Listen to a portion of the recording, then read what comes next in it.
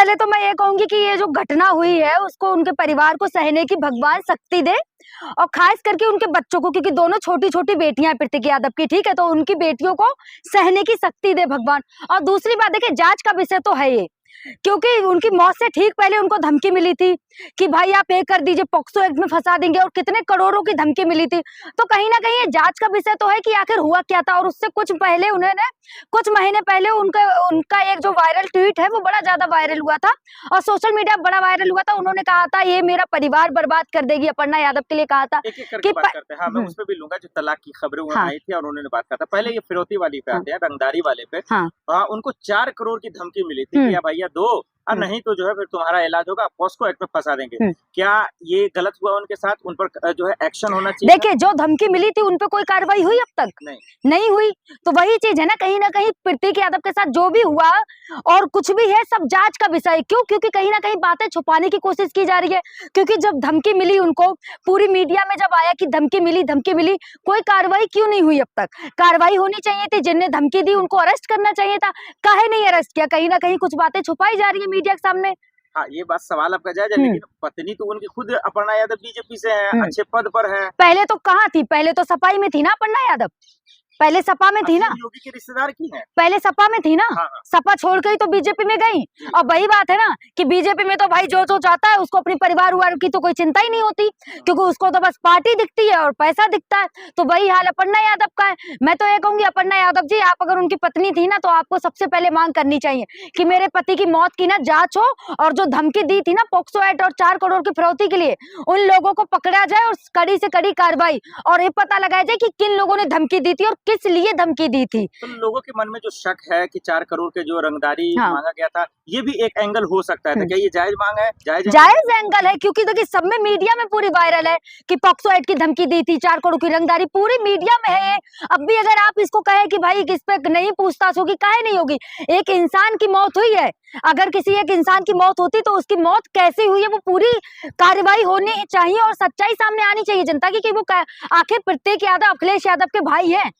देखिए, एंगल तो प्रतीक यादव की मौत में एंगल तो बहुत है। एक फिरौती का एंगल हो गया, दूसरा ये कि 2 महीने पहले ठीक उनका जो एक वायरल पोस्ट हुआ था उसको लेकर, अपर्णा यादव को लेकर, लेकिन उस वक्त तो अपर्णा यादव ने सब शांत कर दिया था। टूर पे चली गई थी प्रतीक यादव और बच्चों के साथ कि भाई सब कुछ ठीक है, केवल अफवाहें, कुछ गलतफहमी थी।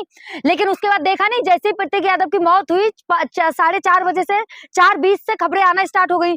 5:20 तक लगभग तय हो गया कि प्रतीक यादव को हॉस्पिटल में ले जाया गया और कहा गया कि वो नहीं रहे इस दुनिया में। 5:30 तक पूरी खबरें हो गई। और अपर्णा यादव लखनऊ कब पहुंची? बहुत लेट पहुंची ना। तो वही चीज है ना, जांच का विषय तो सारे एंगलों, खास करके अगर जांच होगी ना तो कहीं ना कहीं अपर्णा यादव का फंसना तो तय है। लेकिन ये भी तो है, अगर बीजेपी की तरफ से देखा जाए, इस मौत को इतना सियासत में क्यों लाना, इतना सवाल के घेरे में क्यों लाना? जरूरी क्या है इस बात की? क्या राजनीति करना है क्या लाशों पे? लाशों पे राजनीति नहीं, सच्चाई सामने आना चाहिए ना। अगर एक इंसान मरा है तो उसकी मौत किस तरीके से, वो पूरी सच्चाई आनी चाहिए ना।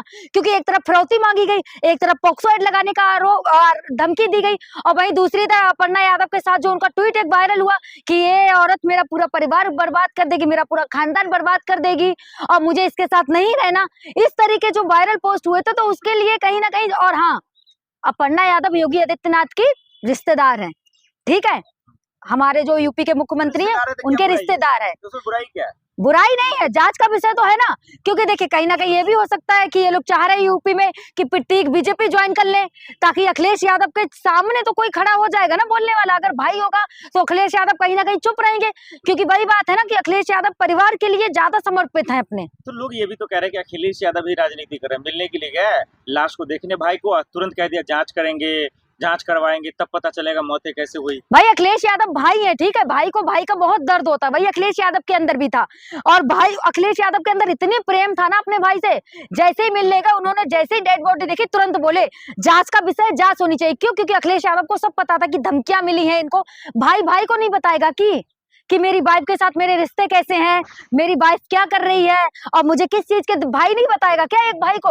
और वही देखा नहीं, जो लोग एक कह रहे हैं ना कि अखिलेश यादव जांच की मांग क्यों कर रहे हैं, सबसे पहले कार्रवाई तो उन लोगों पे होनी चाहिए। क्यों? क्योंकि अखिलेश यादव अपने जो भतीजे भतीजी है ना, जो भतीजियां हैं उनको देखा नहीं, कितना एक स्पेशल मूवमेंट वायरल हुआ था, उसके बीच की चॉकलेट फाड़ के दे रहे थे। तो वही चीज है ना, योगी आदित्यनाथ का फोटो काहे नहीं वायरल हुआ ऐसे? ये भी योगी आदित्यनाथ भी तो गए थे ना, क्योंकि अपर्णा जी के तो रिश्तेदार हैं, तो योगी जी भी गए थे ना श्रद्धांजलि देने। योगी जी का कोई फोटो ऐसे वायरल हुआ? लोग अब यहाँ से भी सवाल कर रहे हैं कि जो पोस्टमार्टम रिपोर्ट आया उसमें खून का थक्का था, हाँ। चोटें बहुत थी उससे पहले, क्या ये भी एक सवाल खड़ा कर रहा है? सवाल तो बहुत है, क्यों? क्योंकि पहले कहीं ना कहीं कुछ मीडिया चैनलों ने ये दिखाया कि खाने में कुछ तरल पदार्थ मिले हैं जिनकी वजह से उनकी मौत हुई है, और कहीं ना कहीं कुछ चीजें ऐसी रिपोर्ट में आई जिनसे कार्रवाई की मांग तो होती है, और कार्रवाई जब होगी तो जितने भी दोषी हैं सभी पकड़े जाएंगे, और खास करके जितने भी अभी लोग कह रहे हैं ना कि कार्रवाई ना हो, कहीं ना कहीं वो भी इसमें शामिल जरूर नजर आएंगे। मेडिकल रिपोर्ट पे भरोसा किया जाना चाहिए।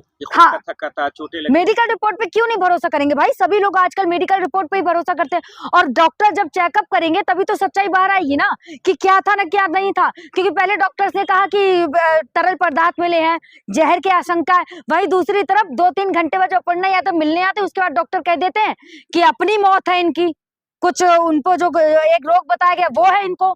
तो ये कहा था ना, तो कार्रवाई का विषय तो बनता है ये। अब सिर्फ 2 सवाल है, एक तो ये कि क्या और भी सबूत के तौर पे कॉल रिकॉर्डिंग्स होंगे, हाँ। जो बात हुआ, सीसीटीवी फुटेज होंगे, उनके घर में लोग होंगे, क्या उनको भी पता नहीं होगा? ये तमाम सबूत कहाँ चले? क्या ये भी एक शक के दायरे में है? आखिर वो चीजें क्यों नहीं आ पा रहा? शक के दायरे में तो सभी है। अब देखिए, सबसे पहले तो उनकी जो जांच होनी चाहिए, वो जो डॉक्टर की रिपोर्ट आई उसको मानना चाहिए, उसके बाद कहीं ना कहीं इंक्वायरी होनी चाहिए।